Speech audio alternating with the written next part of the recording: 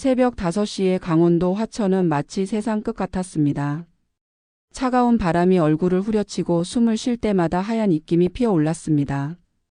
해발 700m 고지에 자리 잡은 제27사단 칠성부대. 이곳은 휴전선에서 불과 10km 떨어진 최전방이었습니다. 점호장에 늘어선 병사들 사이에서 한 명의 신병이 눈에 띄었습니다. 한서준 이병 20살의 앳된 얼굴에 하얀 피부를 가진 그였습니다. 키는 170cm 정도로 다른 병사들보다 작았고 곱상한 인상 때문에 입대 첫날부터 주목받았습니다. 그런 서준의 어깨가 지금 떨리고 있었습니다. 공포에 질린 그의 얼굴에는 눈물이 주르르 흘러내리고 있었고 입술은 파랗게 질려 있었습니다. 차가운 새벽 공기가 그의 폐를 파고들어 숨쉬기조차 힘들어 보였습니다. 윤상혁 병장의 거친 목소리가 새벽 공기를 가르며 날아왔습니다. 키 180cm의 다부진 체격, 까만 얼굴에 험상궂은 눈빛을 한 그가 서준을 노려보고 있었습니다. 야 곱상아, 또 울고 있냐? 윤 병장의 목소리는 마치 얼음 덩어리를 던지는 것 같았습니다. 서준의 심장은 쿵쾅거리며 터질 듯 뛰었고 온몸에 소름이 돋았습니다. 주변 병사들의 시선이 모두 자신에게 향하고 있다는 것을 느낄 수 있었습니다. 이 여자 같은 새끼가 군 생활을 어떻게 하겠다는 거야? 윤 병장의 폭언에 주변 병사들이 키득거렸습니다. 그 웃음소리는 서준의 귓속으로 파고들어 마음을 후벼 팠습니다. 서준은 고개를 더욱 깊이 숙일 뿐이었습니다. 땅바닥만 바라보며 이 순간이 빨리 지나가기를 기도했죠. 하지만 서준은 아직 몰랐습니다. 그날 밤 생활관에서 일어날 끔찍한 일을, 그리고 이 모든 악몽이 끝나는 순간 윤상혁 병장의 인생이 완전히 무너져 내릴 것이라는 사실을 말입니다. 지금 구독, 좋아요, 알림 설정까지 해두시면 무료로 하루 한 편 웃음과 눈물이 있는 사연이 매일 배달됩니다. 그럼 이야기 시작하겠습니다. 강원도 화천의 새벽은 유난히 매서웠습니다. 산골짜기 사이로 불어오는 바람은 뼈속까지 파고들었고 병사들의 숨소리는 하얀 연기가 되어 공중으로 흩어졌습니다. 멀리 보이는 산봉우리들은 아직 어둠 속에 잠겨 있었고 동쪽 하늘 끝자락에서만 희미한 빛이 스며들기 시작했습니다. 점호장의 시멘트 바닥은 서리로 하얗게 덮여 있었고 형광등의 차가운 빛이 병사들의 얼굴을 창백하게 만들었습니다. 군복을 입은 채로 일렬로 선 그들의 모습은 마치 얼어붙은 조각상 같았습니다. 차렷, 경례. 당직 하사의 우렁찬 목소리가 점호장을 가득 메웠습니다. 병사들의 발뒤꿈치가 바닥에 딱딱 부딪히는 소리가 일제히 울렸고 그 소리는 새벽 정적을 깨뜨렸습니다. 그 가운데서도 유독 눈에 띄는 한 명이 있었습니다. 한서준 이병, 다른 병사들 사이에 서 있으면서도 마치 별색의 사람처럼 보였습니다. 그의 하얀 피부는 다른 병사들의 거친 피부와 대조되었고 작은 체구는 더욱 초라해 보였습니다. 서준의 곱상한 얼굴은 여성스러워 보이기까지 했습니다. 긴 속눈썹, 도톰한 입술, 그리고 선이 가는 턱선까지. 이 모든 것이 그를 다른 병사들과 구별되게 만들었습니다. 입대 전에 어머니가 걱정하며 말했던 것처럼 그는 정말로 군대라는 거친 환경에 어울리지 않아 보였습니다. 윤상혁 병장이 서준 쪽으로 천천히 걸어왔습니다. 그의 발걸음 소리는 무겁고 위협적이었습니다. 검은 군화가 바닥을 밟을 때마다 둔탁한 소리가 났고 그 소리는 서준의 심장 박동과 겹쳐져 더욱 무서운 리듬을 만들어냈습니다. 윤 병장의 얼굴에는 사악한 미소가 떠올랐습니다. 마치 재미있는 놀잇감을 발견한 아이 같은 표정이었지만 그 속에는 악의가 가득했습니다. 그는 서준을 위아래로 후어보며 품평하듯 바라봤습니다. 서준은 윤 병장의 시선을 느끼며 더욱 움츠러들었습니다. 등줄기로 차가운 기운이 흘러내렸고 손바닥에는 차가운 땀이 맺혔습니다. 심장이 너무 빨리 뛰어서 다른 사람들도 들을 수 있을 것 같았습니다. 야 한서준. 윤 병장의 목소리가 서준의 이름을 부르는 순간 주변이 조용해졌습니다. 다른 병사들도 무슨 일이 일어날지 궁금해하며 시선을 집중했습니다. 네, 병장님. 서준이 목소리를 크게 내려고 했지만 떨림이 묻어났습니다. 목구멍이 마른 것 같아서 말이 제대로 나오지 않았습니다.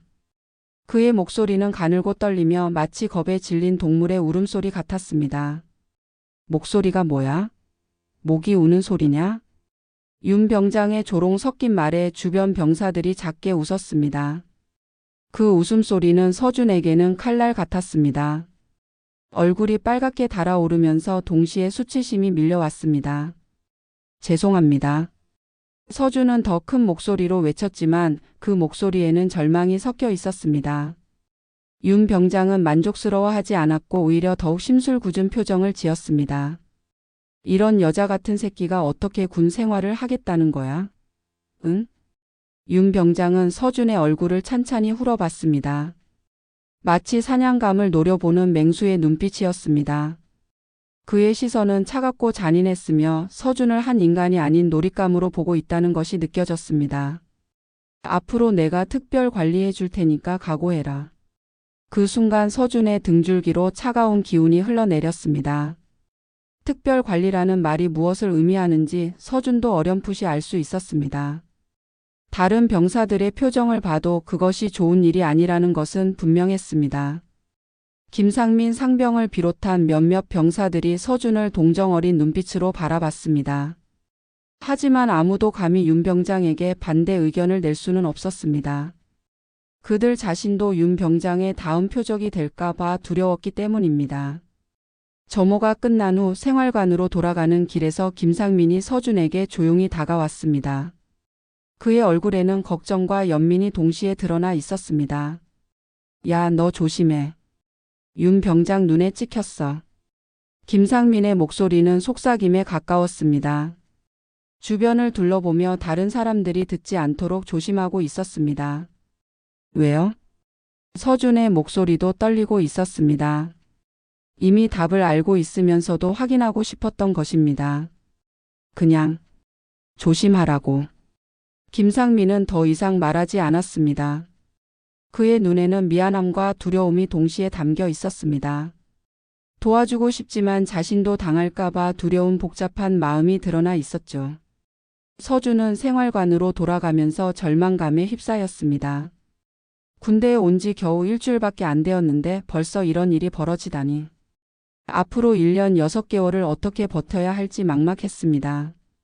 그날 밤 서준은 침대에 누워서 천장을 바라봤습니다. 형광등은 꺼져 있었지만 비상등의 희미한 불빛이 생활관을 은은하게 비추고 있었습니다. 다른 병사들의 고른 숨소리가 들렸지만 서준만은 잠을 이룰 수 없었습니다.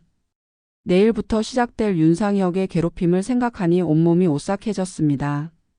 그는 이불을 머리까지 뒤집어 쓰고 작게 흐느꼈습니다. 고향에 있는 가족들, 특히 누나 서연의 얼굴이 떠올랐습니다. 윤상혁 병장의 괴롭힘은 다음 날부터 본격적으로 시작되었습니다. 처음에는 사소한 것들이었지만 그 사소함 속에는 잔인한 의도가 숨어 있었습니다. 점심시간 부대 식당은 병사들의 웅성거림으로 가득했습니다. 스테인리스 스틸로 만든 식판들이 부딪히는 소리, 숟가락과 젓가락이 그릇에 닿는 소리, 그리고 병사들의 대화 소리가 뒤섞여 시끄러운 교양악을 이루고 있었습니다. 서준은 구석자리에 앉아서 조용히 밥을 먹고 있었습니다. 오늘 메뉴는 김치찌개와 제육볶음이었는데 평소라면 맛있게 먹었을 음식들이 지금은 모래 씹는 것 같았습니다. 윤 병장의 시선이 느껴져서 음식이 목으로 넘어가지 않았습니다. 한서준, 왜 이렇게 느려? 윤 병장의 큰 목소리가 식당 전체에 울려 퍼졌습니다. 다른 병사들이 고개를 돌려 서준을 바라봤고 그 시선들이 따가웠습니다. 서준은 당황해서 숟가락을 떨어뜨렸고 그 소리가 식당 바닥에 쨍그랑 울렸습니다. 빨리 먹고 설거지해. 윤 병장의 명령에 서준은 급하게 밥을 입에 밀어 넣었습니다. 하지만 너무 급하게 먹으려다 보니 밥알이 목에 걸렸습니다. 기침이 나오기 시작했고 얼굴이 빨갛게 되었습니다. 그 순간 윤 병장이 뒤에서 서준의 등을 세게 때렸습니다. 도와주는 척했지만 그 힘은 필요 이상으로 강했습니다. 이런 약한 새끼가. 팍. 서준은 그 충격으로 앞으로 넘어지며 밥그릇을 엎질렀습니다. 하얀 쌀밥이 바닥에 흩어졌고 김치찌개 국물이 사방으로 튀었습니다. 서준의 군복에도 빨간 국물이 묻었고 바닥은 엉망이 되었습니다. 식당 안이 순간 조용해졌습니다. 모든 병사들이 이 광경을 지켜보고 있었지만 아무도 감히 나서지 못했습니다. 윤 병장의 권위에 눌려 있었기 때문입니다. 야, 이거 누가 치우냐? 윤 병장의 목소리는 마치 썩은 고기에서 나는 냄새처럼 역겨웠습니다. 그의 얼굴에는 만족스러운 미소가 떠올라 있었습니다. 제가 치우겠습니다. 서준의 목소리는 거의 속삭임에 가까웠습니다. 그는 무릎을 꿇고 바닥에 엎어진 밥알을 하나하나 주워 담기 시작했습니다. 찬 바닥에 무릎을 댄 채로 손으로 밥알을 주워 담는 그 모습은 처참했습니다. 당연하지. 그리고 바닥 청소까지 다 해. 다른 병사들이 이 광경을 보며 웅성거렸습니다. 몇몇은 동정 어린 눈빛을 보냈지만 대부분은 자신이 표적이 될까봐 외면했습니다. 식당에서 키득키득거리는 웃음소리가 들렸고 그 소리는 서준의 가슴을 후벼 팠습니다. 서준은 눈물을 참으며 바닥에 엎어진 밥알을 주워 담았습니다. 그의 눈에서 눈물이 뚝뚝 떨어져 바닥을 적셨지만 아무도 신경 쓰지 않았습니다. 오히려 윤 병장은 그 모습을 즐기고 있는 것 같았습니다. 다음 날부터는 더 심해졌습니다. 윤 병장의 괴롭힘은 점점 더 치밀하고 잔인해져 갔습니다. 한서준, 이리 와봐.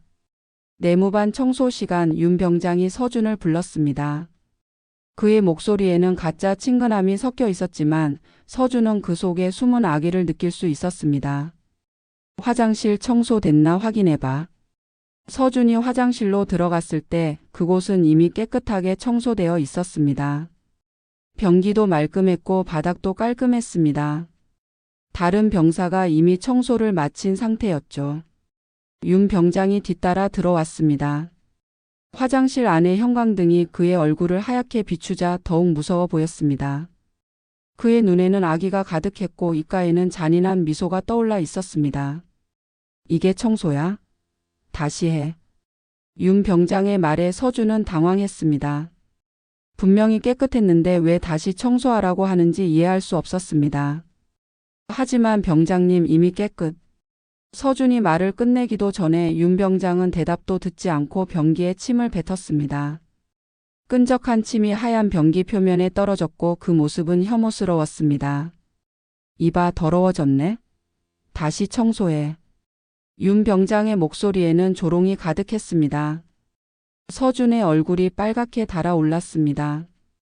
분노와 굴욕감이 동시에 밀려왔지만 어쩔 수 없이 다시 청소용품을 들어야 했습니다.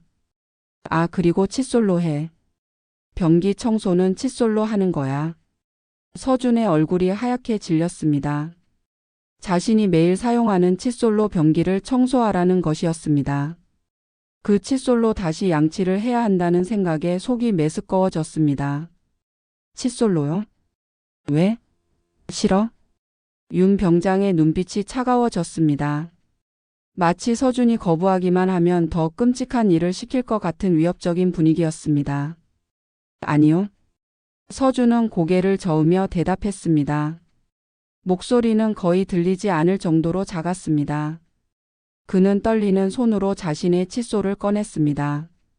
그 칫솔은 어머니가 입대 전에 사주신 것이었는데 이제 그것으로 변기를 문질러야 한다는 현실이 절망적이었습니다.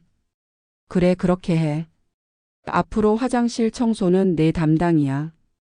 윤 병장은 만족스러운 듯 웃으며 나갔습니다. 그의 웃음소리는 화장실 타일 벽에 메아리쳐 더욱 으스스하게 들렸습니다. 서준은 혼자 남아서 눈물을 흘리며 청소를 계속했습니다. 칫솔이 변기에 닿을 때마다 마음이 찢어지는 것 같았습니다. 이것이 정말 군대 생활인지 아니면 지옥인지 구분할 수 없었습니다. 그 후로도 윤 병장의 괴롭힘은 계속되었습니다. 복도에서 일부러 발을 걸어 넘어뜨리기, 군장 검사할 때 일부러 흠을 잡아 다시 정리시키기, 식사 시간에 억지로 트집 잡아 군게 만들기 등 하루하루가 지옥 같았습니다. 서준의 얼굴은 점점 야위어갔고 눈에는 생기가 사라져갔습니다. 다른 병사들도 서준을 동정했지만 자신들이 표적이 될까봐 거리를 두기 시작했습니다. 시간이 지날수록 윤상혁 병장의 가혹행위는 더욱 악랄해져 갔습니다. 단순한 괴롭힘을 넘어서 인간의 존엄성을 짓밟는 수준에 이르렀습니다. 어느 날 밤 소등 시간이 지난 후였습니다. 생활관은 깊은 정적에 휩싸여 있었고 병사들은 모두 잠들어 있었습니다. 희미한 비상등의 불빛만이 생활관을 은은하게 비추고 있었습니다. 침대에 누워있던 서준의 귀에 누군가 부르는 소리가 들렸습니다. 처음에는 꿈인 줄 알았지만 점점 또렷해지는 목소리에 잠에서 깼습니다. 한서준. 어둠 속에서 들려오는 윤 병장의 목소리였습니다. 그의 목소리는 평소보다 더욱 낮고 위협적이었습니다. 서준은 눈을 뜨고 주변을 둘러봤습니다. 윤 병장은 손전등을 들고 서준의 침대 옆에 서 있었습니다. 손전등의 차가운 빛이 서준의 얼굴을 비추자 그는 눈을 찌푸렸습니다. 윤 병장의 얼굴은 역광 때문에 보이지 않았지만 그 존재감만으로도 충분히 위협적이었습니다. 나와. 명령조의 말에 서준은 어쩔 수 없이 침대에서 일어났습니다. 다른 병사들은 여전히 깊은 잠에 빠져 있었고 아무도 이 상황을 목격하지 못했습니다. 서준은 슬리퍼를 신고 윤 병장을 따라 나섰습니다. 복도는 더욱 어두웠습니다. 비상등의 희미한 빛만이 길을 안내해주고 있었고 두 사람의 발걸음 소리만이 조용한 복도에 울렸습니다. 서준의 심장은 두근거렸고 무언가 나쁜 일이 일어날 것 같은 불안감이 엄습했습니다. 어디 가는 거예요? 서준이 작은 목소리로 물었지만 윤 병장은 대답하지 않았습니다. 그저 묵묵히 앞서 걸어갈 뿐이었습니다. 복도 끝에 있는 빈 교실로 향하고 있는 것 같았습니다. 교실 문이 열렸고 윤 병장은 서준을 안으로 밀어 넣었습니다. 그리고 뒤에서 문을 잠갔습니다. 찰칵하는 소리가 교실 안에 메아리쳤고 서준은 완전히 갇혀버렸습니다. 교실 안은 칠흑 같은 어둠이었습니다. 윤 병장이 손전등을 켜자 차가운 빛이 교실 안을 비췄습니다. 책상과 의자들이 정리되어 있었고 칠판에는 낮에 썼던 글씨들이 희미하게 남아 있었습니다. 윤 병장은 손전등을 바닥에 내려놓았습니다. 빛이 천장을 향하자 교실 안이 으스스하게 밝아졌습니다. 그들의 그림자가 벽에 길게 드리워져 더욱 무서운 분위기를 연출했습니다. 무릎 꿇어. 윤 병장의 명령에 서준은 차가운 바닥에 무릎을 꿇었습니다. 바닥의 차가움이 무릎을 통해 온몸으로 전해졌고 공포와 추위가 뒤섞여 온몸을 떨게 만들었습니다. 내가 군 생활을 제대로 못해서 특별 교육 받는 거야. 윤 병장의 목소리에는 가짜 친절함이 섞여 있었습니다. 하지만 그 속에 숨은 잔인함은 누구라도 느낄 수 있을 정도로 명백했습니다. 팔굽혀펴기 100개. 서준의 얼굴이 하얗게 질렸습니다. 평소 운동을 하지 않았던 그에게 팔굽혀펴기 100개는 불가능에 가까웠습니다. 하지만 거부할 수도 없는 상황이었습니다. 서준은 어쩔 수 없이 엎드려서 팔굽혀펴기를 시작했습니다. 차가운 바닥에 손을 대자 손바닥이 얼얼했습니다. 첫 번째, 두 번째까지는 그럭저럭 할 수 있었지만 점점 팔에 힘이 빠지기 시작했습니다. 하나, 둘, 셋. 서준이 중얼거리며 개수를 세어 나갔지만 20개쯤 했을 때 이미 팔이 후들거리기 시작했습니다. 윤 병장은 그 모습을 보며 만족스러워했습니다. 야, 제대로 해. 가슴이 바닥에 닿아야지. 윤 병장의 외침에 서준은 온 힘을 다해 더 깊이 팔굽혀펴기를 했습니다. 하지만 힘이 부족해서 가슴이 바닥에 닿기도 전에 주저앉고 말았습니다. 30개를 넘기지 못하고 서준은 바닥에 쓰러졌습니다. 숨이 가빠서 헐떡거렸고 온몸에서 땀이 흘러내렸습니다. 차가운 교실 바닥에 떨어진 땀방울들이 작은 웅덩이를 만들었습니다. 못하겠어요. 죄송합니다. 서준의 목소리는 간신히 들릴 정도로 작았습니다. 숨을 제대로 쉬지 못해서 말하는 것조차 힘들었습니다. 못한다고? 그럼 처음부터 다시. 윤 병장의 명령은 잔인했습니다. 이미 지친 서준에게 처음부터 다시 하라는 것은 고문이나 다름없었습니다. 이런 고문 같은 기합은 새벽 3시까지 계속되었습니다. 팔굽혀펴기, 윗몸 일으키기, 스쿼트까지. 서준은 온몸이 후들거렸고 눈물과 땀으로 범벅이 되어 있었습니다. 교실 바닥은 그의 땀과 눈물로 젖어 있었고 그 자신도 거의 의식을 잃을 뻔했습니다. 내일 밤에도 올 거야. 알겠지? 윤 병장의 차가운 목소리가 교실에 메아리 쳤습니다. 서준은 고개를 간신히 끄덕였습니다. 거부할 힘도 의지도 남아있지 않았습니다. 생활관으로 돌아온 서준은 침대에 누워서 조용히 울었습니다. 이불을 뒤집어 쓰고 소리 내지 않으려고 애썼지만 어깨가 떨리는 것은 어쩔 수 없었습니다. 이런 생활이 언제까지 계속될지, 과연 자신이 버틸 수 있을지 절망스러웠습니다. 며칠이 지나면서 윤상혁 병장의 괴롭힘은 점점 도를 넘어서기 시작했습니다. 단순한 기합이나 청소가 아닌 인간의 존엄성을 짓밟는 수준에 이르렀습니다. 그리고 마침내 그 악행이 절정에 달하는 날이 왔습니다. 그날은 평범한 저녁 시간이었습니다. 생활관에는 모든 병사들이 모여 있었고 각자 편지를 쓰거나 책을 읽거나 서로 이야기를 나누고 있었습니다. 형광등의 하얀 불빛이 생활관을 밝게 비추고 있었고 라디오에서는 가요가 흘러나오고 있었습니다. 그런 평화로운 분위기를 깨뜨리며 윤상혁 병장이 들어왔습니다. 그의 얼굴은 붉게 달아올라 있었고 술 냄새가 진동했습니다. 비틀거리는 걸음걸이로 보아 상당히 취한 상태였습니다. 병사들은 윤 병장이 들어오자 긴장했습니다. 평소에도 무서운 사람인데 술에 취했을 때는 더욱 예측할 수 없었기 때문입니다. 모두들 자신의 자리에서 조용히 하던 일을 계속했지만 눈치는 윤 병장을 향하고 있었습니다. 야들아, 재밌는 거 보여줄까? 윤 병장의 목소리는 평소보다 더 거칠었습니다. 술 기운 때문에 혀가 꼬이기도 했지만 그 속에 담긴 악의는 더욱 선명했습니다. 병사들이 고개를 들어 윤 병장을 바라봤습니다. 모두들 긴장한 표정이었고 무슨 일이 일어날지 두려워하고 있었습니다. 한서준, 이리 와. 윤 병장의 외침에 서준은 몸을 떨었습니다. 책을 읽고 있던 그는 서둘러 책을 덮고 일어났습니다. 다리가 후들거렸지만 거부할 수는 없었습니다. 서준이 윤 병장 앞으로 가자 생활관 안이 조용해졌습니다. 라디오 소리만이 그 정적을 깨트리고 있었습니다. 다른 병사들은 모두 긴장한 채로 이 상황을 지켜봤습니다. 얘들아, 이 곱상한 새끼 좀 봐라. 완전 여자네.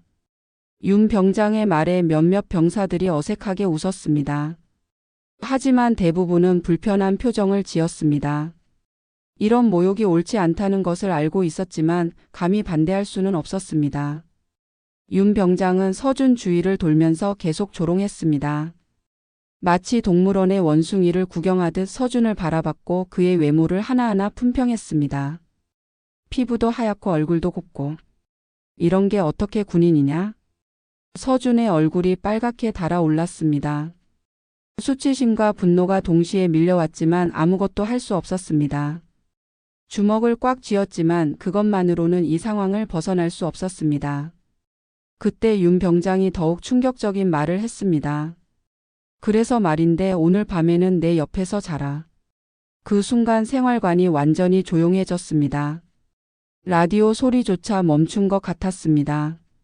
모든 병사들이 충격에 빠졌고 서준의 얼굴은 하얗게 질렸습니다. 김상민 상병을 비롯한 몇몇 병사들이 당황한 표정으로 서로를 바라봤습니다. 이것은 명백히 선을 넘은 일이었지만 아무도 감히 나서지 못했습니다. 병장님, 그건.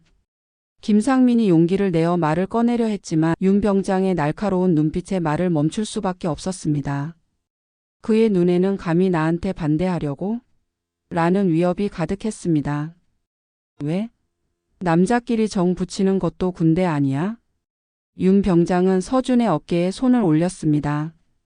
서준은 그 손길에 온몸이 오싹해졌습니다. 몸을 움츠렸지만 윤 병장은 더욱 가까이 다가왔습니다. 군대에서는 선후배가 가까워야 한다고. 그러니까 오늘 밤에는 내 침대 옆에 이불 깔고 자라. 서준의 목소리가 떨렸습니다. 하지만 거부의 말은 끝까지 나오지 않았습니다. 윤 병장의 위압적인 분위기에 완전히 눌려 있었기 때문입니다. 병장님, 왜 싫어?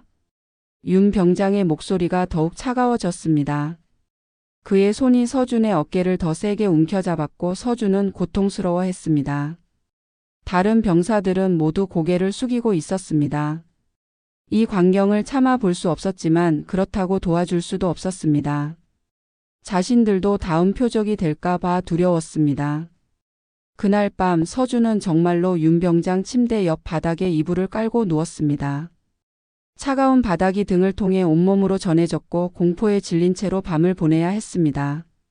잠이 올 리 없었습니다. 윤 병장은 중간중간 이상한 소리를 내며 서준을 괴롭혔습니다. 침대에서 일부러 뒤척거리는 소리를 내거나 의미심장한 한숨을 쉬거나 때로는 서준의 이름을 부르기도 했습니다. 곱상아 자냐?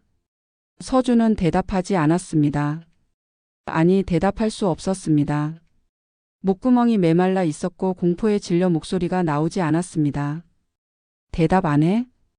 윤 병장의 목소리에는 위협이 담겨 있었습니다. 하지만 서준은 여전히 대답하지 않았습니다. 그저 이불을 뒤집어 쓰고 떨고 있을 뿐이었습니다. 그 긴긴 밤을 어떻게 버텼는지 서준 자신도 정확히 기억하지 못했습니다. 다만 새벽이 되어서야 간신히 눈을 감을 수 있었고 그마저도 악몽에 시달렸습니다. 아침이 되었을 때 서준의 얼굴은 완전히 변해 있었습니다. 눈에는 생기가 사라졌고 얼굴은 더욱 창백해졌습니다. 마치 영혼이 빠진 것 같았습니다. 그런 지옥 같은 나날이 일주일 더 계속되었습니다. 서준은 점점 야위어갔고 눈에는 절망만이 가득했습니다. 밥맛도 없었고 잠도 제대로 오지 않았습니다. 다른 병사들도 서준의 변화를 눈치챘지만 아무도 도와줄 수 없었습니다. 매일 밤 윤 병장의 침대 옆에서 자야 하는 굴욕, 낮에는 끝없는 기합과 모욕. 서준은 점점 인간이 아닌 다른 무언가가 되어가는 것 같았습니다. 거울을 볼 때마다 자신이 누구인지 모르겠다는 생각이 들었습니다. 그러던 어느 날 기다리던 시간이 왔습니다. 주말 전화 사용 시간이었습니다. 병사들은 줄을 서서 공중전화를 기다리고 있었고 모두들 가족들과 이야기할 생각에 들떠 있었습니다.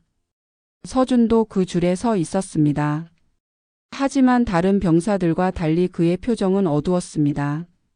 가족들에게 무슨 말을 해야 할지, 특히 누나에게 어떻게 말해야 할지 고민이었습니다. 진실을 말할 수도 없었고 거짓말을 하자니 양심에 걸렸습니다. 하지만 누나를 걱정시킬 수도 없었습니다. 복잡한 마음으로 자신의 차례를 기다렸습니다. 드디어 서준의 차례가 왔습니다. 떨리는 손으로 전화번호를 눌렀습니다. 02로 시작하는 서울번호 집 전화번호였습니다. 신호음이 몇 번 울린 후 익숙하고 그리운 목소리가 들려왔습니다. 여보세요? 한서연, 서준보다 5살 많은 누나의 목소리였습니다. 서준에게는 세상에서 가장 소중한 사람이었고 유일한 희망이었습니다. 그 목소리를 듣는 순간 서준의 눈에 눈물이 핑 돌았습니다. 며칠 동안 쌓였던 감정이 한꺼번에 밀려왔습니다. 목이 메어서 말이 나오지 않았습니다. 누나. 서준의 목소리는 떨리고 있었습니다. 그 한마디에 모든 감정이 담겨 있었습니다. 그리움, 절망, 외로움, 그리고 도움을 청하고 싶은 마음까지. 서준아? 웬일로 목소리가 그래? 아파? 서연의 목소리에는 즉각적인 걱정이 묻어 있었습니다. 누나는 언제나 서준의 작은 변화도 놓치지 않았습니다. 전화 너머로도 서준의 상태를 파악할 수 있었습니다. 아니야. 괜찮아. 서준은 거짓말을 했지만 그의 목소리는 전혀 괜찮지 않았습니다.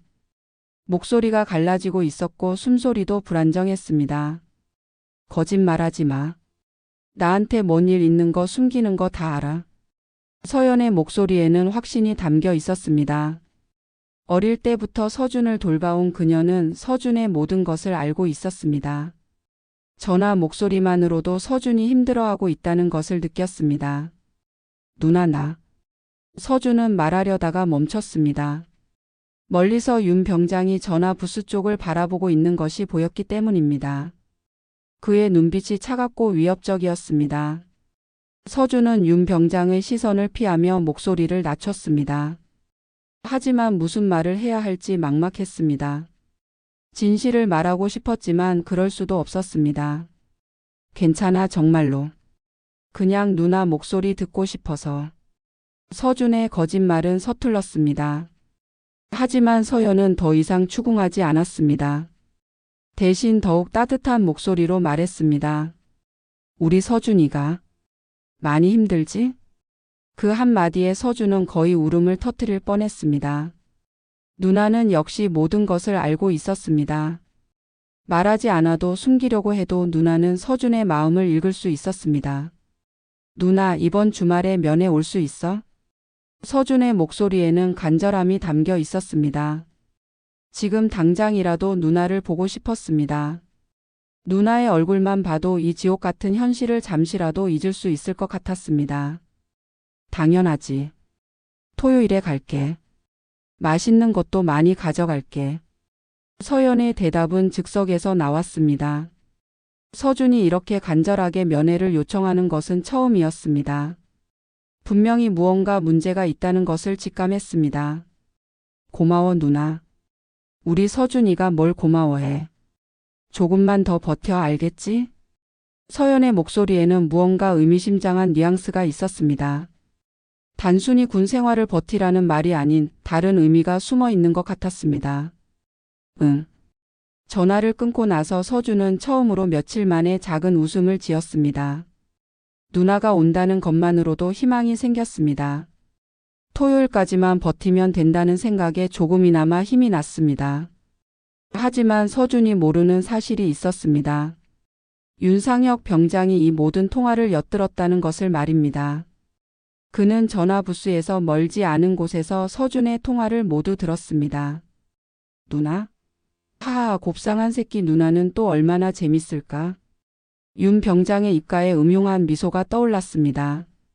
그는 이미 토요일에 무엇을 할지 계획하고 있었습니다.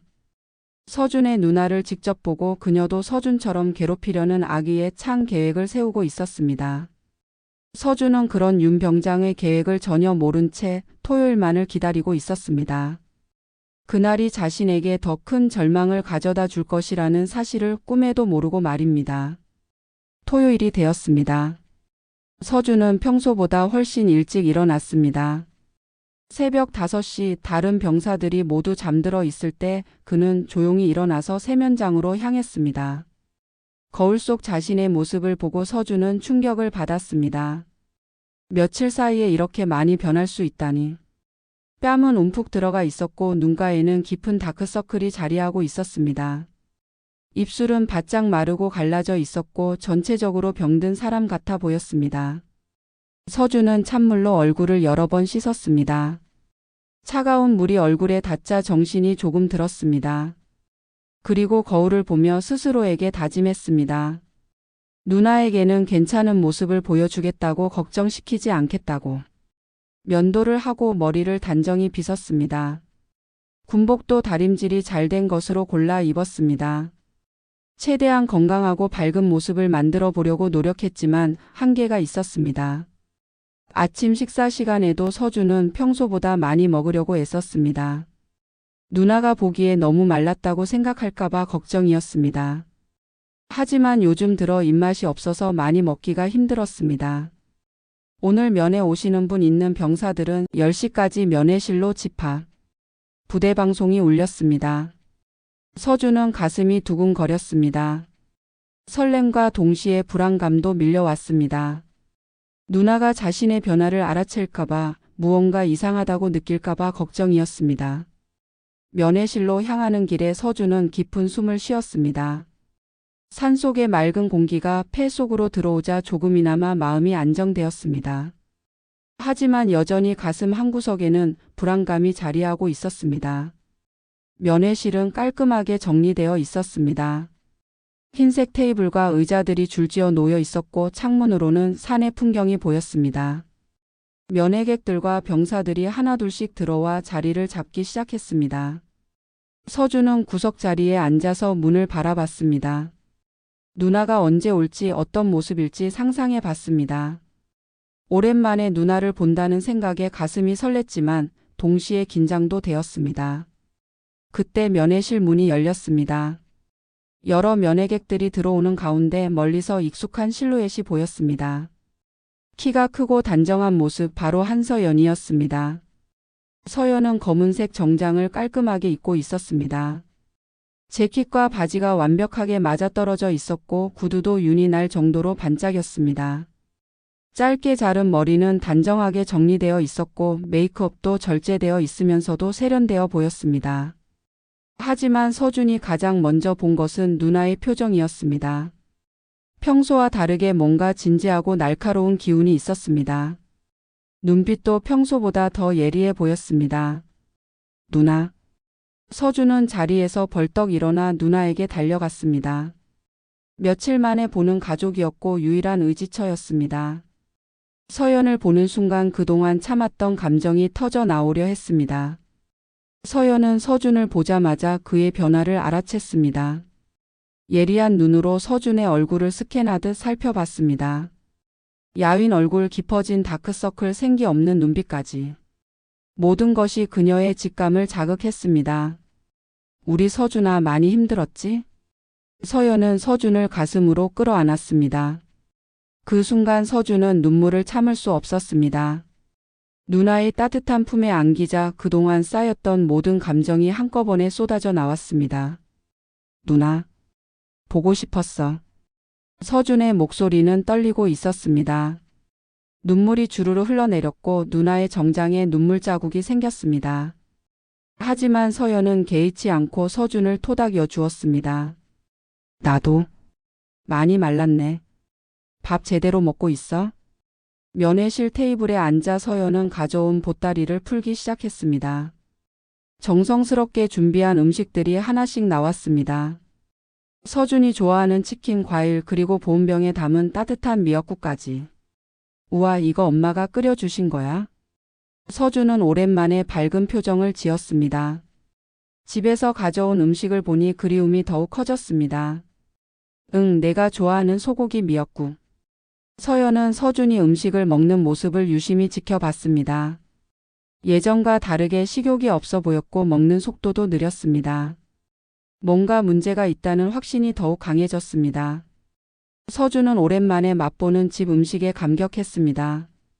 미역국 한 숟가락을 먹는데 눈물이 또 나려고 했습니다. 이런 평범한 행복이 이렇게 소중한 줄 몰랐습니다. 서준아, 혹시 힘든 일 있으면 언제든 연락해. 알겠지? 서연의 말에는 특별한 의미가 담겨 있었습니다. 단순한 격려가 아닌 뭔가 더 구체적인 도움을 주겠다는 의지가 느껴졌습니다. 응, 누나. 그리고 이거. 서연은 작은 상자를 하나 꺼냈습니다. 고급스러운 포장지에 쌓여 있었습니다. 시계야. 군대에서 쓸 수 있는 걸로 골랐어. 상자를 열자 깔끔한 디자인의 손목시계가 들어 있었습니다. 방수 기능이 있고 야광도 있어서 군대에서 쓰기에 완벽했습니다. 고마워, 누나. 서준은 시계를 차면서 말했습니다.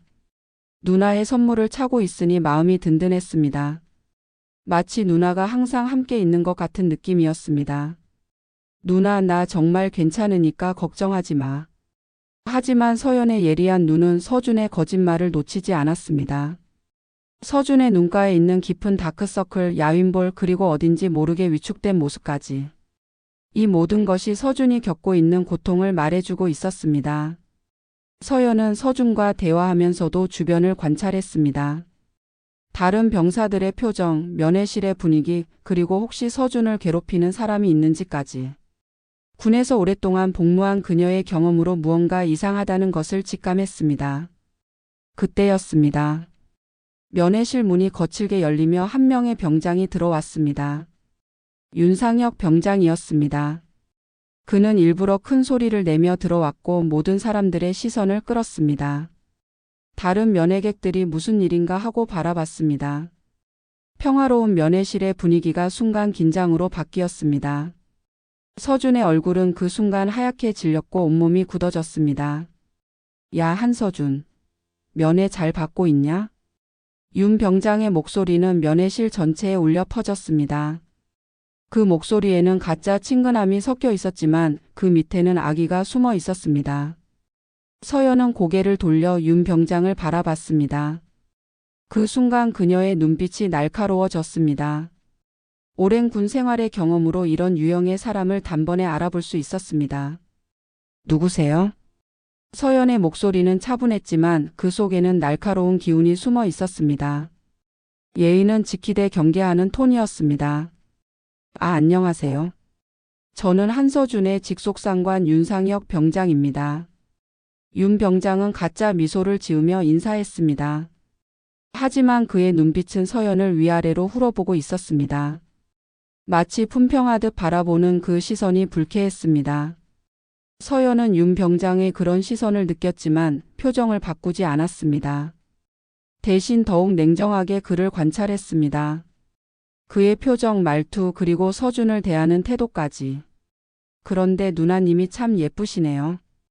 윤 병장의 말은 예의를 벗어나기 시작했습니다. 면회실이라는 공간에서, 그것도 많은 사람들이 보는 앞에서 이런 말을 하는 것은 명백히 부적절했습니다. 혹시 어디서 일하세요? 서연은 여전히 대답하지 않았습니다. 하지만 그녀의 눈빛은 더욱 차가워졌습니다. 윤 병장의 가슴에 달린 명찰을 또렷하게 바라보며 그 이름을 기억했습니다. 윤상혁 병장. 서연의 뇌리에 이 이름이 깊이 새겨졌습니다. 절대 잊지 않을 이름이 되었습니다. 그때 윤 병장이 더욱 충격적인 말을 했습니다. 설마 룸살롱이나 그런 데서 일하는 건 아니죠? 그 순간 면회실 전체가 얼어붙었습니다. 다른 면회객들도 무슨 일인가 하고 바라봤고 모두들 당황한 표정이었습니다. 이런 모욕적인 말을 공개적으로 하다니 믿을 수 없었습니다. 서준은 모욕감에 주먹을 꽉 쥐었습니다. 얼굴이 빨갛게 달아올랐지만 아무것도 할 수 없었습니다. 계급의 벽, 그리고 그동안 당해온 일들 때문에 완전히 위축되어 있었습니다. 하지만 서연은 다른 반응을 보였습니다. 그녀는 아무 말도 하지 않았지만 그 침묵이 오히려 더 무서웠습니다. 마치 폭풍 전의 고요함 같았습니다. 때깔이 아주 장난 아닌데요. 몸매도 좋고. 윤 병장의 말은 점점 더 저속해졌습니다.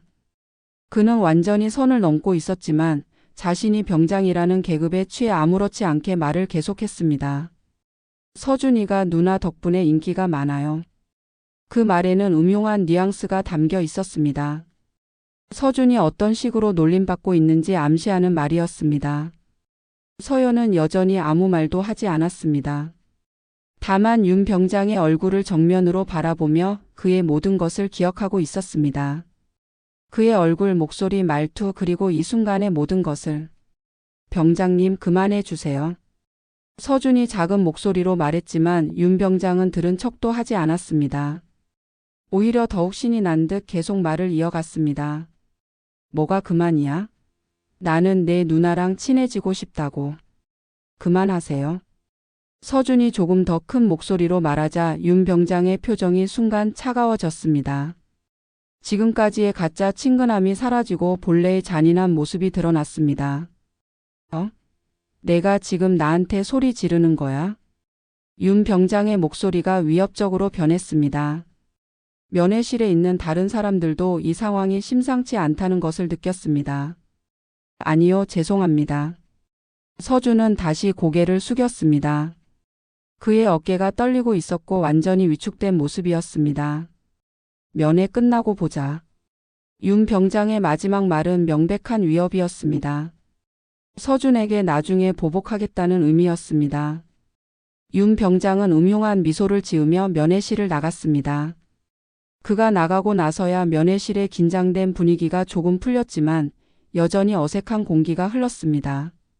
서연은 그 모든 과정을 지켜보며 마음속에 무언가를 다짐했습니다. 윤상혁이라는 사람이 얼마나 악질인지, 그리고 서준이 얼마나 고통받고 있는지 이제 확실히 알게 되었습니다. 면회가 끝나고 서연과 작별할 때 서준은 불안감에 떨고 있었습니다. 윤 병장이 나중에 어떤 보복을 할지 두려웠습니다. 걱정하지 마, 서준아. 누나가 다 해결해 줄게. 서연의 말에는 확고한 결의가 담겨 있었습니다. 그녀는 이미 마음속으로 계획을 세우고 있었습니다. 면회가 끝나고 서연은 부대 정문을 나섰습니다. 그녀의 표정은 면회실에서와는 완전히 달랐습니다. 차갑고 단호한 기운이 온몸에서 뿜어져 나오고 있었습니다. 정문 밖에는 검은색 승용차가 기다리고 있었습니다. 최고급 외제차로 보였고 번호판도 특별해 보였습니다. 운전석에는 군복을 입은 남성이 앉아 있었습니다. 서연이 뒷좌석에 올라타자 운전병이 조심스럽게 인사했습니다. 어떠셨습니까? 그의 목소리에는 극도의 예의가 담겨 있었습니다. 마치 아주 높은 사람을 대하는 것 같은 태도였습니다. 부대로 돌아가자. 서연의 목소리는 차가웠습니다. 면회실에서 보였던 따뜻한 누나의 모습은 온데간데 없었습니다. 대신 냉철하고 위험 있는 모습만이 남아 있었습니다. 차가 출발하자 운전병이 다시 조심스럽게 입을 열었습니다. 장군님, 그런데 괜찮으십니까? 그 순간 햇빛이 차 안으로 들어오면서 서연의 어깨를 비췄습니다. 그곳에는 무언가 반짝이는 것이 있었습니다. 4개의 별이 또렷하게 빛나고 있었습니다. 한서연 대장. 대한민국 최초의 여성 대장이자 합참 전략본부장이었습니다. 군에서 가장 높은 자리 중 하나에 있는 사람이었죠. 서연의 입에서 차가운 목소리가 흘러나왔습니다. 윤상혁 병장. 그 이름을 부르는 그녀의 목소리에는 얼음보다 차가운 분노가 담겨 있었습니다. 그리고 제27사단 칠성부대. 내 손으로 직접 끝장을 내겠다. 차량 안의 공기가 순간 얼어붙었습니다. 운전병은 백미러로 서연의 표정을 보고 몸을 움츠렸습니다. 15년간 군 생활을 해왔지만 이렇게 무서운 표정의 장군은 처음 봤습니다. 서연의 눈에는 차가운 분노가 타오르고 있었습니다. 동생을 괴롭힌 것도 분노할 일인데 자신까지 모욕했다니. 이것은 절대 용서할 수 없는 일이었습니다. 육군 본부에 연락해. 제27사단에 대한 긴급 감찰을 요청한다고. 서연의 명령은 단호했습니다. 네, 장군님. 운전병이 즉시 대답했습니다. 그는 서연이 얼마나 화가 났는지 느낄 수 있었습니다. 그리고 헌병사령부에도 연락해. 특별수사대 파견을 요청하겠다고. 알겠습니다. 서연은 창밖을 바라보며 생각했습니다. 서준이 전화해서 괜찮다고 했지만 오늘 면회에서 본 모습은 결코 괜찮지 않았습니다. 그리고 윤상혁의 행동은 명백한 가혹행위였습니다. 더 나아가 자신에게 가한 성적 모욕은 군 기강을 해치는 중대한 범죄 행위였습니다. 이런 일을 저지르고도 처벌받지 않는다면 군대는 존재할 이유가 없었습니다. 내 동생을 건드린 대가를 치르게 해주겠다. 서연의 다짐은 확고했습니다. 그녀는 대한민국 육군에서 가장 높은 자리 중 하나에 있었고 그 권력을 제대로 사용할 때가 온 것입니다. 차는 서울로 향했습니다. 서연의 마음속에는 이미 완벽한 계획이 세워지고 있었습니다. 윤상혁 병장과 그를 방치한 부대 전체를 철저히 조사하고 정의를 실현하겠다는 계획이었습니다. 그날 밤 서준은 예상대로 윤상혁 병장에게 불려갔습니다. 면회에서 일어난 일 때문에 더욱 혹독한 기합이 기다리고 있을 것 같았습니다. 내 누나가 참 잘난 척하더라. 나한테 인사도 제대로 안 하고? 윤 병장의 목소리에는 분노가 가득했습니다. 면회실에서 서연이 자신을 무시했다고 생각하고 있었습니다. 죄송합니다. 서준은 고개를 숙이고 사과했습니다. 하지만 그의 마음속에서는 분노가 끓어오르고 있었습니다. 누나를 모욕한 것을 용서할 수 없었지만 지금은 아무것도 할 수 없었습니다. 내가 왜 죄송해? 내 누나가 버릇이 없는 거지. 윤 병장은 서준을 또다시 밤늦도록 괴롭혔습니다. 기합은 전보다 더 혹독했고 모욕은 더 심했습니다. 서준은 온몸이 아팠지만 누나를 욕되게 한 것 같아서 마음이 더욱 아팠습니다. 하지만 서준이 모르는 사실이 있었습니다. 바로 그때 서울의 어느 고층 건물에서 서연이 전화를 걸고 있다는 사실을 말입니다. 네, 맞습니다. 제27사단 칠성부대에 대한 즉시 감찰을 요청합니다. 서연의 목소리는 차갑고 단호했습니다. 특히 윤상혁 병장의 가혹행위에 대해서는 철저히 조사해 주시기 바랍니다. 전화 너머에서는 즉시 승낙하는 대답이 들려왔습니다. 한서연 대장의 요청을 거부할 사람은 없었습니다.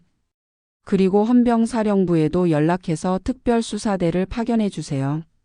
이 일은 단순한 가혹행위가 아닙니다. 서연은 오늘 면회실에서 목격한 모든 것을 보고했습니다. 윤상혁의 성적 모욕, 서준의 변화된 모습, 그리고 다른 병사들의 반응까지. 네, 알겠습니다. 내일 새벽 즉시 출동하겠습니다. 전화를 끊고 나서 서연은 창밖을 바라봤습니다. 서울의 야경이 펼쳐져 있었지만 그녀의 마음은 강원도 산골에 그 부대가 있었습니다. 조금만 더 버텨, 서준아. 누나가 곧 끝장을 내줄게. 서연의 목소리에는 확신이 담겨 있었습니다. 내일부터는 모든 것이 바뀔 것입니다. 10장- 불시 감찰의 시작. 월요일 새벽 부대 정문에 낯선 차량들이 나타났습니다. 검은색 세단 2대와 헌병 지프 4대였습니다. 평소와 다른 분위기에 정문 보초도 긴장했습니다. 정지. 신분증 제시하세요. 보초가 다가가자 차에서 내린 사람이 신분증을 보여주었습니다. 육군본부 감찰실입니다. 보초의 얼굴이 순간 하얗게 질렸습니다. 감찰실이라는 말에 온몸에 소름이 돋았습니다. 지금 당직 사관님께 연락드리겠습니다. 보초가 전화기를 들려고 하자 감찰관이 손을 저었습니다. 필요 없습니다. 불시 감찰이니까요. 검은 정장을 입은 감찰관들과 완전 무장한 헌병들이 부대 안으로 들어왔습니다. 그들의 표정은 차가웠고 분위기는 살벌했습니다. 부대 전체가 순식간에 긴장 상태에 빠졌습니다. 새벽 순찰을 돌던 병사들이 급히 상황을 보고했고 간부들이 허둥지둥 뛰어나왔습니다. 확성기를 통해 전 대대원 강당 집합 명령이 떨어졌습니다. 그 소리는 부대 전체에 울려 퍼졌고 병사들은 잠에서 깨어 급히 옷을 챙겨 입었습니다. 윤상혁 병장도 당황한 표정으로 군복을 챙겨 입었습니다. 그의 얼굴에는 식은땀이 송골송골 맺혀 있었고 손이 떨리고 있었습니다. 무언가 예감이 좋지 않았습니다. 강당에는 육군본부 감찰관들이 차가운 표정으로 자리를 잡고 있었습니다. 그들의 날카로운 시선이 병사들을 훑어보고 있었고 강당 안의 공기는 마치 얼음장처럼 차가웠습니다. 감찰관 중 한 명이 일어나서 마이크를 잡았습니다. 지금부터 제27사단 칠성부대에 대한 긴급 감찰을 실시합니다. 그의 목소리가 강당을 가득 메웠습니다. 병사들은 모두 긴장한 채로 앞을 바라봤습니다. 모든 병사들은 개별 면담을 받게 됩니다. 어떤 은폐나 거짓말도 용납되지 않을 것입니다. 감찰관의 경고에 강당 안이 더욱 조용해졌습니다. 윤상혁 병장의 얼굴은 점점 더 하얗게 질려갔습니다. 특히 가혹행위나 기강의 행위에 대해서는 철저히 조사할 것입니다. 진실을 말하는 자에게는 관용이 있을 것이나 거짓말을 하는 자에게는 엄벌이 있을 것입니다. 서준은 강당 뒤편에 앉아서 이 모든 상황을 믿을 수 없다는 표정으로 지켜봤습니다. 마치 꿈을 꾸는 것 같았습니다. 이런 일이 정말 일어날 수 있다니. 개별 면담이 시작되었습니다. 조사실의 형광등은 하얗고 차가운 빛을 뿜어내고 있었고 감찰관들의 표정은 진지했습니다. 김상민 상병이 첫 번째로 불려갔습니다. 그는 의자에 앉아서 떨리는 목소리로 증언을 시작했습니다. 처음에는 머뭇거리며 말을 아꼈습니다.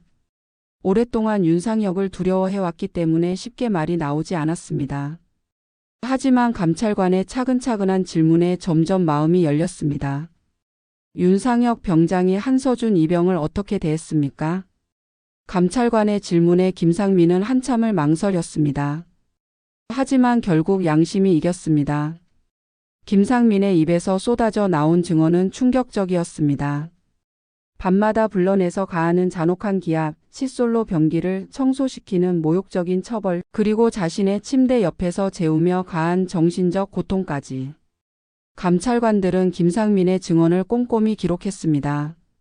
하나하나가 명백한 가혹행위였고 군기강을 해치는 중대한 범죄 행위였습니다. 그리고 면회 때는 어떤 일이 있었습니까? 김상민이 면회실에서 목격한 일을 증언하자 감찰관들의 표정이 더욱 심각해졌습니다. 면회객에게 성적 모욕을 가하는 것은 상상할 수 없는 일이었습니다. 개별 면담이 시작되었습니다. 조사실의 형광등은 하얗고 차가운 빛을 뿜어내고 있었고 의자에 앉은 병사들의 얼굴은 긴장으로 굳어 있었습니다. 차가운 시멘트 벽과 철제 책상이 어우러져 마치 법정 같은 분위기를 연출했습니다. 김상민 상병이 첫 번째로 불려갔습니다. 그는 의자에 앉으면서 손바닥에 차가운 땀이 맺히는 것을 느꼈습니다. 심장이 빨리 뛰어서 가슴이 답답했고 목구멍이 바짝 말라 있었습니다. 감찰관의 날카로운 눈빛이 김상민을 관통하는 것 같았습니다. 윤상혁 병장이 한서준 이병을 어떻게 대했습니까? 그 질문에 김상민은 한참을 망설였습니다. 입술을 몇 번 열었다 닫았다 하면서 내적 갈등을 겪었습니다. 오랫동안 윤상혁을 두려워해왔던 기억이 떠올라 몸이 움츠러들었습니다. 그게. 김상민의 목소리는 거의 속삭임에 가까웠습니다. 감찰관이 몸을 앞으로 기울이며 부드러운 톤으로 격려했습니다. 천천히 말씀하세요. 진실을 말하는 것이 중요합니다. 그 따뜻한 격려에 김상민의 마음이 조금씩 열리기 시작했습니다. 떨리는 손으로 책상 위에 놓인 물컵을 들어 한 모금 마신 후 결국 양심을 따르기로 했습니다. 윤 병장이 한서준을 너무 심하게 괴롭혔습니다. 그 첫 마디가 나오자 마치 댐이 터진 것처럼 모든 것이 쏟아져 나오기 시작했습니다. 구체적으로 어떻게요? 감찰관의 재촉에 김상민의 목소리가 점점 커지기 시작했습니다. 그동안 억눌렀던 분노와 죄책감이 함께 터져 나왔습니다. 밤마다 불러내서 기합을 주고 화장실 청소를 칫솔로 시키고 김상민의 증언이 계속될수록 조사실 안의 공기는 더욱 무거워졌습니다. 감찰관들은 펜을 움직이며 하나하나 꼼꼼히 기록했고 그 펜이 종이에 닿는 소리만이 정적을 깨트렸습니다. 그리고 자기 침대 옆에서 재우게 했어요. 김상민의 목소리는 떨리고 있었습니다. 그 끔찍한 밤들을 떠올리니 온몸에 소름이 돋았습니다. 서준이가 무서워서 떨고 있는데도 윤 병장은 그걸 즐기는 것 같았어요. 감찰관들의 표정이 더욱 심각해졌습니다. 이것은 단순한 가혹행위가 아니라 조직적인 괴롭힘이었습니다. 면회 때는 어떤 일이 있었습니까? 그 질문에 김상민의 얼굴이 붉어졌습니다. 분노와 수치심이 뒤섞인 표정이었습니다. 서준이 누나분한테 정말 말도 안 되는 소리를 했어요. 김상민이 면회실에서 목격한 성적 모욕에 대해 증언하자 감찰관들의 얼굴이 완전히 굳어졌습니다. 펜을 든 손이 잠시 멈춰졌고 조사실 안에는 무거운 침묵이 흘렀습니다. 다음으로 불려간 박일병도 문을 열고 들어오면서 긴장한 기색이 역력했습니다. 그의 군화 소리가 바닥에 딱딱 울렸고 의자에 앉을 때 삐걱거리는 소리가 났습니다. 저도 봤습니다. 박일병의 목소리는 확신에 가득 차 있었습니다. 윤 병장이 한서준을 자기 침대 옆에서 재우게 했어요. 그리고 밤마다. 그의 증언도 김상민과 정확히 일치했습니다. 날짜와 시간, 장소까지 구체적이고 생생했습니다. 그리고 돈도 뜯었어요. 박일병의 추가 증언에 감찰관들이 더욱 주목했습니다. 한서준한테서 용돈을 빼앗았습니다. 선임한테 바치는 게 예의라면서. 세 번째로 불려간 최상병은 들어오자마자 눈물을 흘렸습니다. 그동안 목격했던 일들이 얼마나 괴로웠는지 얼굴에 그대로 드러나 있었습니다. 저는 정말 도와주고 싶었는데. 최상병의 떨리는 목소리가 조사실에 울렸습니다. 하지만 윤 병장이 너무 무서워서. 제가 나서면 저도 당할까봐.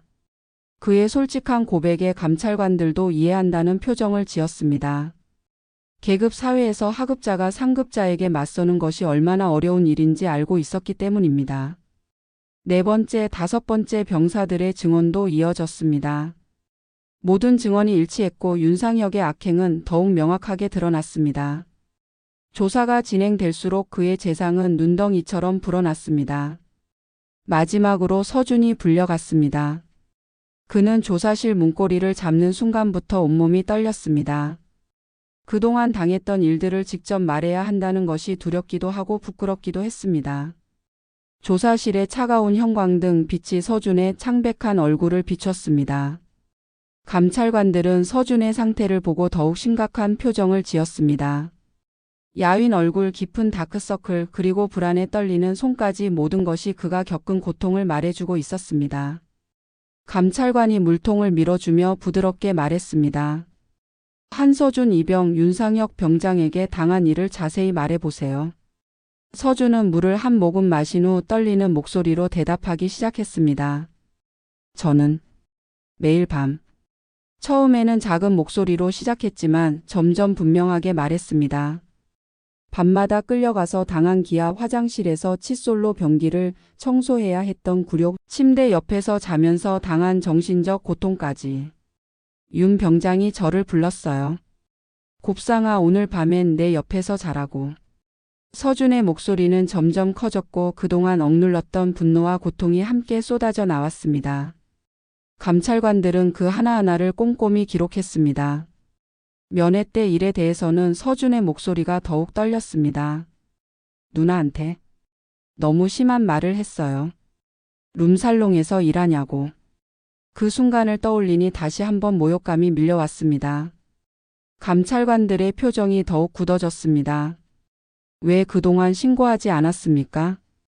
감찰관의 질문에 서준은 눈물을 흘리며 대답했습니다. 무서웠어요. 더 심한 보복이 올까봐. 그의 솔직한 대답에 조사실 안이 숙연해졌습니다. 그리고 누구도 제 말을 믿어주지 않을 것 같았어요. 감찰관이 따뜻하게 말했습니다. 이제 괜찮습니다. 용기 내어 증언해 주어서 고맙습니다. 서준은 처음으로 안도의 한숨을 쉬었습니다. 드디어 모든 것을 털어놓을 수 있었습니다. 조사실을 나오는 그의 어깨는 이전보다 훨씬 가벼워 보였습니다. 오랫동안 짊어지고 있던 무거운 짐을 내려놓은 기분이었습니다. 이틀간의 철저한 조사가 끝났습니다.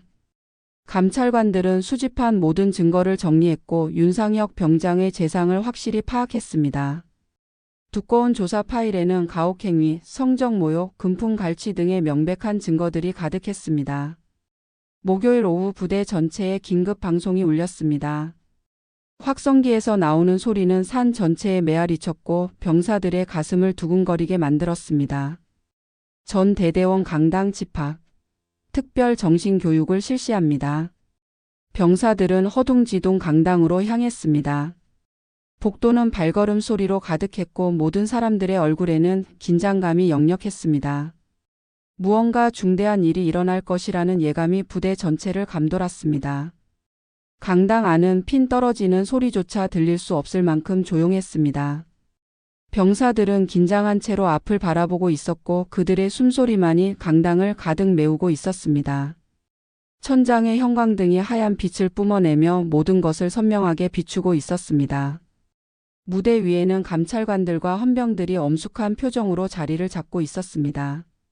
그들의 정장과 군복이 대조를 이루며 법정과 같은 분위기를 연출했습니다. 책상 위에는 두꺼운 서류들이 정리되어 있었고 마이크가 준비되어 있었습니다. 윤상혁 병장은 다른 병사들과 함께 앞줄에 앉아 있었지만 그의 상태는 처참했습니다. 얼굴은 창백하기 그지없었고 식은땀이 이마에서 흘러내려 목덜미까지 젖어 있었습니다. 다리는 후들거렸고 손은 주체할 수 없이 떨리고 있었습니다. 평소 그토록 당당하던 그였지만 지금은 완전히 다른 사람이 되어 있었습니다. 주변 병사들의 시선을 느낄 때마다 더욱 움츠러들었고 무슨 일이 일어날지 예감하며 공포에 떨고 있었습니다.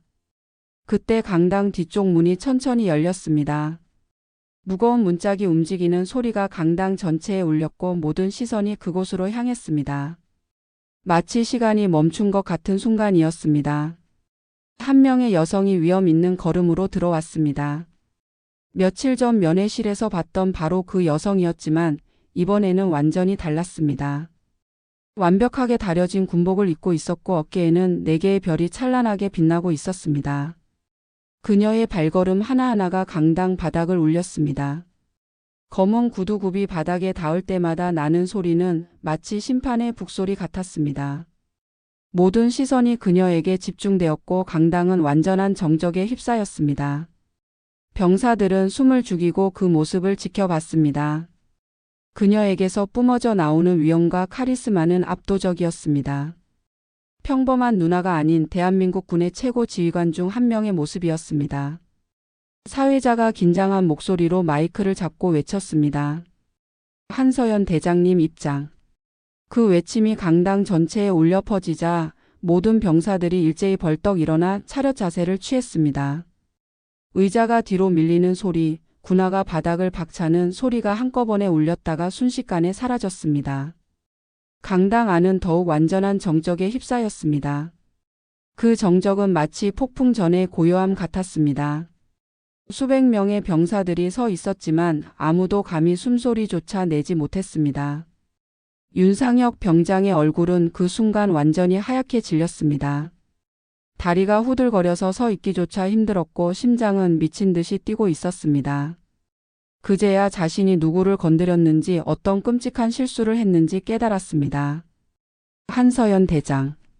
대한민국 최초의 여성 대장이자 합참전략본부장.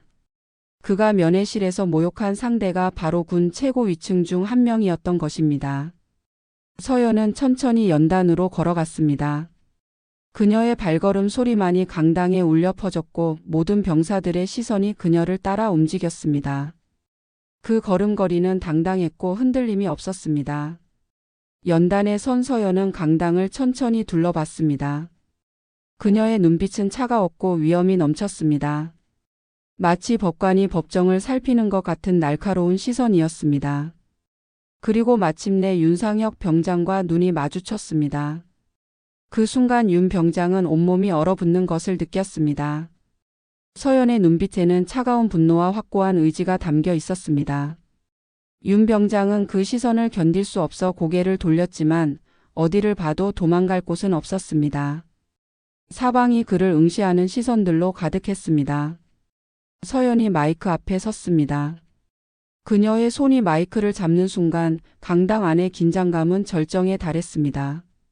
모든 사람들이 숨을 죽이고 그녀의 첫 마디를 기다렸습니다. 그리고 마침내 그 순간이 왔습니다. 심판의 시간이 시작되었습니다. 서연의 목소리가 강당을 가득 메우기 시작했습니다. 마이크를 통해 증폭된 그녀의 목소리는 차갑고도 위엄이 넘쳤습니다. 윤상혁 병장. 그 한마디만으로도 강당 안의 모든 사람들이 더욱 긴장했습니다. 윤 병장의 이름이 불리는 순간 그는 온몸이 경직되는 것을 느꼈습니다. 목구멍이 바짝 말라서 침을 삼키기조차 힘들었습니다. 앞으로 나와. 명령조의 말에 윤 병장은 떨리는 다리로 앞으로 나와야 했습니다. 다른 병사들 사이를 비집고 나오는 그의 발걸음은 무겁고 비틀거렸습니다. 평소 그토록 위세를 떨던 그였지만 지금은 벌벌 떠는 겁쟁이에 불과했습니다. 연단 앞에 선 윤 병장의 모습은 처참했습니다. 얼굴에는 식은땀이 흐르고 있었고 입술은 파랗게 질려 있었습니다. 군복은 땀에 젖어 있었고 온몸이 떨리고 있었습니다. 그의 평소 모습을 아는 병사들은 이런 모습을 믿을 수 없다는 표정으로 지켜봤습니다. 서연은 윤 병장을 정면으로 바라보며 말을 시작했습니다. 그녀의 시선은 날카로웠고 목소리는 확고했습니다. 너는 군복을 입은 군인이 아니다. 그녀의 첫 마디는 단호했습니다. 강당 안의 모든 병사들이 숨을 죽이고 들었습니다. 그 선언은 마치 법정에서 판결을 선고하는 것 같았습니다. 윤 병장은 그 말을 듣는 순간 무릎이 꺾일 것 같았습니다. 군인으로서의 정체성을 완전히 부정당하는 순간이었습니다. 너는 약자를 괴롭히는 비겁한 불량배일 뿐이다. 서연의 목소리에는 깊은 분노가 담겨 있었습니다. 하지만 그 분노는 통제되고 있었고 더욱 무서웠습니다. 감정에 휩쓸리지 않고 냉정하게 심판하는 모습이었습니다. 강당 안의 병사들은 이 광경을 숨죽이며 지켜봤습니다. 평소 윤상혁을 무서워했던 그들에게 이 순간은 믿기 어려운 현실이었습니다. 곱상하다는 이유만으로 신병을 괴롭혔다. 서연이 윤 병장의 악행을 하나씩 나열하기 시작했습니다. 그녀의 목소리는 점점 더 강해졌습니다. 그의 가족까지 모욕했다. 그것도 면회실이라는 신성한 공간에서 말이다. 윤 병장의 다리가 더욱 후들거렸습니다. 서연의 말 한마디 한마디가 그의 가슴을 후벼 팠습니다. 면회실에서 저질렀던 일들이 생생하게 떠올랐고 그때의 오만함이 지금은 부끄러움으로 변했습니다. 밤마다 신병을 불러내 고문에 가까운 기합을 주었다. 서연의 증언은 정확했습니다. 감찰관들의 조사 결과를 바탕으로 한 것이었지만 마치 직접 목격한 것처럼 생생했습니다. 인간의 존엄성을 짓밟는 행위까지 서슴지 않았다. 강당 안의 병사들이 술렁거리기 시작했습니다. 윤상혁의 악행이 공개적으로 폭로되는 것을 보니 새삼 충격이었습니다. 어떤 병사들은 고개를 저으며 혀를 찾고 어떤 병사들은 분노에 찬 표정을 지었습니다. 서연은 윤 병장을 향해 한 걸음 다가가며 계속 말했습니다. 그녀의 발걸음 소리가 강당에 울렸고 윤 병장은 더욱 위축되었습니다. 돈을 뜯고 인격을 무시하고 한 인간을 짐승보다 못하게 대했다. 그녀의 목소리가 점점 더 강해졌습니다. 분노가 절정에 달하고 있었지만 여전히 통제되고 있었습니다. 그런 너의 행위는 대한민국 육군의 수치다. 그 마지막 선언과 함께 서연의 목소리가 강당 전체를 뒤흔들었습니다. 그 순간 윤 병장은 더 이상 버틸 수 없어 무릎을 꿇고 말았습니다. 철퍽 그의 무릎이 차가운 강당 바닥에 닿는 소리가 울렸습니다. 그 소리는 그의 권위가 완전히 무너지는 소리였습니다. 얼굴은 하얗게 질려 있었고 온몸이 덜덜 떨리고 있었습니다. 강당 안의 병사들은 이 광경을 믿을 수 없다는 표정으로 지켜봤습니다. 그토록 무서워했던 윤상혁이 무릎을 꿇고 있는 모습을 보니 현실감이 없었습니다. 어떤 병사들은 입을 벌린 채로 멍하니 바라봤고 어떤 병사들은 눈을 비비며 꿈인지 현실인지 확인하려 했습니다. 윤 병장이 떨리는 목소리로 사과를 시도했습니다. 죄송합니다. 제가 잘못했습니다. 하지만 그의 사과는 진심이 아닌 공포에서 나온 것이었고 서연의 표정은 더욱 차가워졌습니다. 죄송하다고? 서연의 목소리에는 냉소가 섞여 있었습니다. 한서준 이병에게 사과할 생각은 안 하고? 그 지적에 윤 병장이 서준을 바라봤습니다. 서준은 뒤쪽에 앉아서 고개를 숙이고 있었지만 그의 어깨가 떨리고 있었습니다. 한서준 이병 앞으로 나와. 서연의 부름에 서준이 떨리는 다리로 일어났습니다. 다른 병사들 사이를 지나 앞으로 나오는 그의 발걸음은 조심스러웠습니다. 여전히 고개를 숙이고 있었지만 누나의 존재가 힘이 되었습니다. 연단 앞에 선 서준을 보며 서연의 눈빛이 잠시 부드러워졌습니다. 하지만 곧 다시 차가워지며 윤 병장을 바라봤습니다. 이 사람이 내게 한 일들을 모두 말해봐. 숨기지 말고. 서연의 격려에 서준은 용기를 냈습니다. 그동안 참아왔던 모든 것들을 쏟아내기 시작했습니다. 매일 밤 저를 불러내서. 서준의 목소리는 처음에는 떨렸지만 점점 힘이 실렸습니다. 칫솔로 변기를 청소하라고 했고 침대 옆에서 자라고 했습니다. 그의 증언이 계속될수록 강당 안의 분위기는 더욱 차가워졌습니다. 병사들은 윤상혁을 바라보는 시선이 경멸로 가득해졌습니다. 그리고 누나에게 너무 심한 말을 했습니다. 서준의 마지막 증언에 강당 안이 완전히 조용해졌습니다. 모든 병사들이 분노에 찬 표정으로 윤상혁을 바라봤습니다. 서준의 증언이 끝나자 서연이 다시 입을 열었습니다. 윤상혁 병장 할 말이 있느냐? 하지만 윤 병장은 아무 말도 하지 못했습니다. 변명할 여지가 전혀 없었기 때문입니다. 모든 것이 사실이었고 부인할 수도 없었습니다. 그때 강당 뒤쪽 문이 무겁게 열리고 헌병들이 들어왔습니다. 완전 무장한 그들의 발걸음 소리가 강당 바닥을 울렸고 차가운 금속 수갑이 햇빛에 반짝였습니다. 헌병 대장이 앞으로 나와 위험 있는 목소리로 선언했습니다. 윤상혁 병장 가혹행위 및 성적 모욕 금품 갈취 혐의로 체포한다. 철컥 차가운 수갑이 윤 병장의 손목에 채워지는 소리가 강당 전체에 메아리 쳤습니다. 그 순간 그가 쌓아온 모든 권력과 위세 그리고 약자를 괴롭히며 느꼈던 왜곡된 만족감이 한순간에 무너져 내렸습니다. 윤 병장의 왕국은 완전히 무너졌습니다. 수갑의 차가운 감촉이 손목에 전해지는 순간 그는 자신의 인생이 끝났다는 것을 깨달았습니다. 강당 안의 병사들은 이 광경을 믿을 수 없다는 표정으로 지켜봤습니다. 방금 목격한 일이 현실인지 꿈인지 구분하기 어려웠습니다. 그토록 무서워했던 윤상혁이 수갑에 채워져 끌려가는 모습을 보니 마치 다른 세상의 일 같았습니다. 헌병들이 윤 병장의 양팔을 잡고 일으켰습니다. 그는 마지막 발악을 시도했습니다.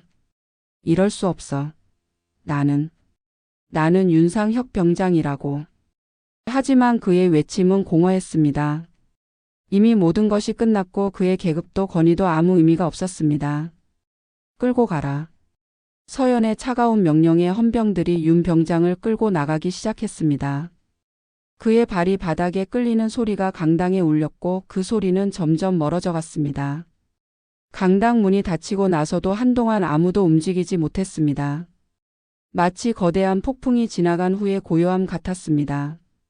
병사들은 각자의 자리에서 방금 목격한 일을 소화하려 애쓰고 있었습니다. 서연은 연단에서 내려와 서준에게 다가갔습니다. 그녀의 발걸음은 이전과 달리 부드러웠고 표정도 온화해졌습니다. 차가운 심판관에서 따뜻한 누나로 돌아온 것입니다. 고생했다. 짧은 위로의 말이었지만 그 안에는 무한한 사랑과 자부심이 담겨 있었습니다. 서준은 누나의 품에 안기며 그제야 눈물을 터뜨렸습니다. 그동안 참아왔던 모든 감정이 한꺼번에 쏟아져 나왔습니다.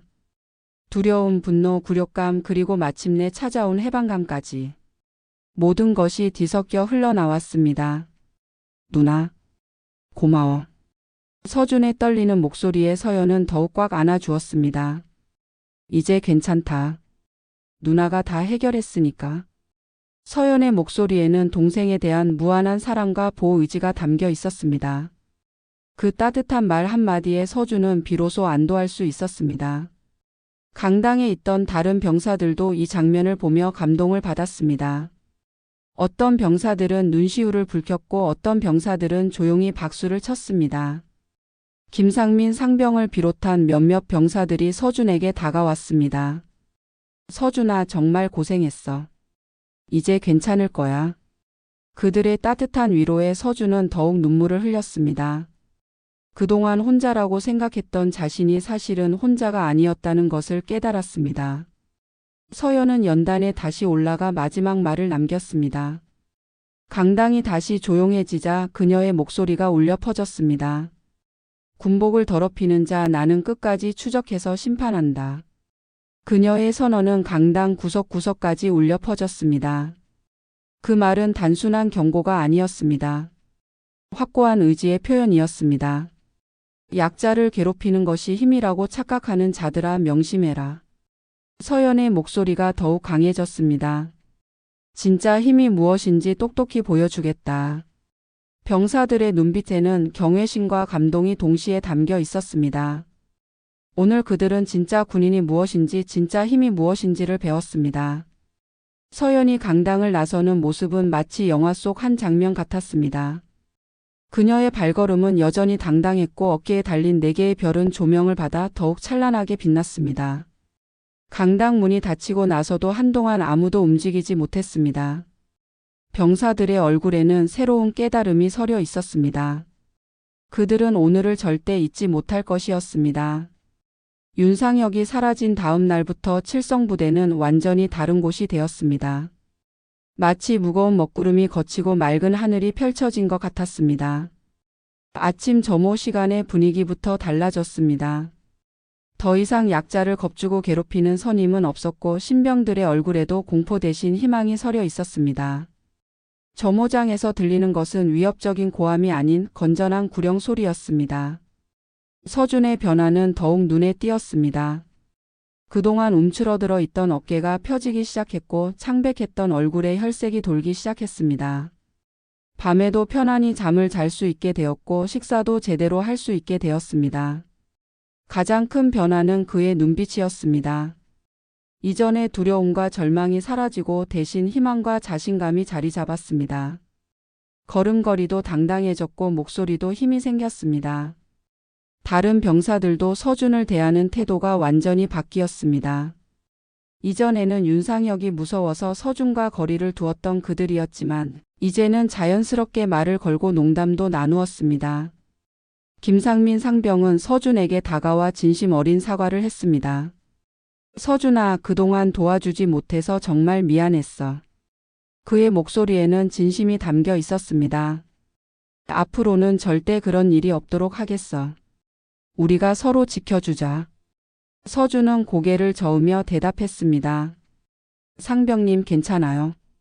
이제 다 지나간 일이잖아요. 하지만 그의 눈에는 고마움이 가득했습니다. 이제 자신이 혼자가 아니라는 것을 알 수 있었습니다. 일주일 후 매주 있는 전화 시간이 돌아왔습니다. 서준은 이번에는 완전히 다른 마음으로 전화기를 들었습니다. 더 이상 거짓말을 할 필요가 없었고 누나를 걱정시킬 일도 없었습니다. 전화 너머로 들려온 서연의 목소리는 따뜻했습니다. 서준아, 어떻게 지내? 누나, 정말 좋아졌어요. 서준은 신나게 이야기하기 시작했습니다. 부대가 얼마나 좋아졌는지, 선임들이 얼마나 친절해졌는지, 그리고 자신이 얼마나 행복한지를 말했습니다. 그의 목소리에는 이전과 달리 밝은 기운이 넘쳤습니다. 진심에서 우러나오는 밝음이었습니다. 다행이다. 우리 서준이가 이제 정말 괜찮구나. 서연의 목소리에도 안도와 자랑스러움이 섞여 있었습니다. 동생이 회복된 것을 느낄 수 있어서 마음이 놓였습니다. 한 달 후 서준은 일병으로 진급했습니다. 진급식에서 새로운 계급장을 달 때 그의 얼굴에는 자부심이 가득했습니다. 그리고 새로 들어온 신병들을 돌보는 역할을 맡게 되었습니다. 자신이 당했던 일을 되풀이하지 않겠다는 다짐으로 서준은 신병들을 정말로 가족처럼 돌봤습니다. 어느 날 저녁 생활관에서 신병들에게 말했습니다. 여러분, 군대는 서로 도와가며 사는 곳이에요. 서준의 목소리는 따뜻하고 진심이 담겨 있었습니다. 절대 약자를 괴롭히면 안 돼요. 우리는 모두 같은 꿈을 가진 동료니까요. 신병들이 고개를 끄덕였고 그의 눈빛에는 이전과 다른 성숙함이 담겨 있었습니다. 고통을 통해 얻은 지혜였습니다. 부대 전체의 분위기도 완전히 바뀌었습니다. 선후배 간의 관계가 건전해졌고 서로를 존중하는 문화가 자리 잡았습니다. 윤상혁의 사건이 모든 병사들에게 큰 교훈이 되었습니다. 간부들도 달라졌습니다. 부하들을 더욱 세심하게 살피게 되었고 가혹행위가 일어나지 않도록 주의 깊게 관찰했습니다. 한서연 대장의 방문이 모든 사람들에게 경종을 울렸습니다. 부대 내에는 새로운 규칙들이 만들어졌습니다. 신고 체계가 개선되었고 상담 프로그램도 도입되었습니다. 어떤 병사든 어려움을 겪으면 언제든 도움을 받을 수 있는 시스템이 구축되었습니다. 그 변화는 단순히 규칙의 문제가 아니었습니다. 병사들의 마음속에도 깊은 울림을 남겼습니다. 군대는 무섭고 외로운 곳이라는 생각 대신 우리는 서로를 지켜주는 전우라는 믿음이 싹트기 시작한 것입니다. 한서준 역시 달라졌습니다. 처음 입대했을 때는 매일 눈물로 새벽을 맞이하던 그였지만 이제는 당당히 신병들 앞에 서서 말했습니다. 두려워하지 마. 우리는 모두 같은 편이야. 내가 지켜줄게. 그 말은 단순한 위로가 아니었습니다. 지옥 같은 시간을 버텨낸 자만이 할 수 있는 진심 어린 다짐이었습니다. 멀리서 그 모습을 지켜보던 서연은 조용히 미소 지었습니다. 군복 위에 빛나는 4개의 별보다 더 빛나는 것은 바로 동생의 달라진 눈빛이었습니다. 그날 이후 제27사단 칠성부대는 사람들의 입에 오르내리는 전설 같은 부대가 되었습니다. 군기를 세운 곳이 아니라 정의를 바로 세운 곳으로. 그리고 사람들은 오래도록 기억했습니다. 약자를 괴롭히던 힘은 무너졌지만 정의와 용기를 지닌 진짜 힘은 끝내 빛난다는 것을요. 오늘의 이야기가 즐거우셨다면 구독, 좋아요 부탁드립니다.